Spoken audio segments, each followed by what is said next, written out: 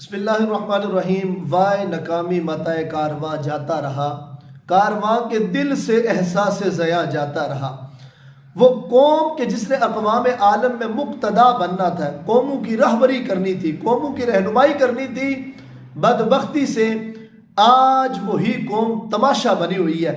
آج social media کے اوپر ایک ٹرینڈ بڑا وائرل ہے کہ اس پر چھوٹے بوڑھے بچے جناب ساری ویڈیو بنانے پہ لگے ہوئے ہیں کہ جناب لوردہ ایک کوئی پاوا اختر لاوا۔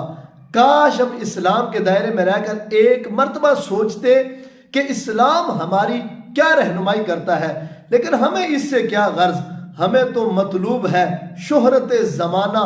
ارے بدنام نہ ہوں گے تو کیا نام نہ ہوگا؟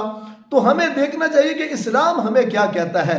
اللہ اکبر، قرآن کہتا ہے ما یلفظ من قول الا لدیہ رقیب عتید۔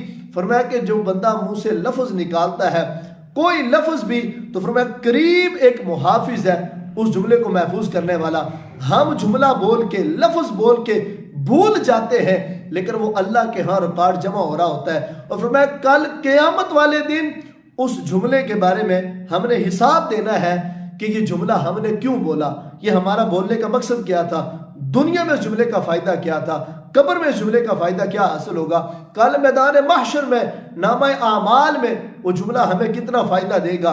اور میرے محبوب علیہ السلام نے ارشاد فرمایا ہر ایک چیز کا حسن ہے، من حسن الاسلامی ترکہ ما لا یعنی۔ اور فرمایا اسلام کا حسن یہ ہے کہ بندہ لغویات کو، فضول باتوں کو ترک کر دے۔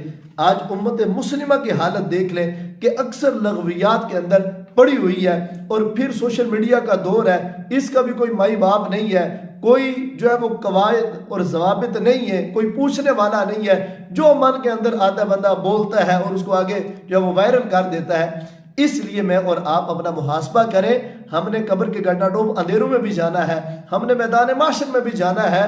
کوئی ایسا جملہ ہم زبان سے بالکل بھی نہ ادا کریں جو الٹا ہمارے لیے وبال جان بن جائے۔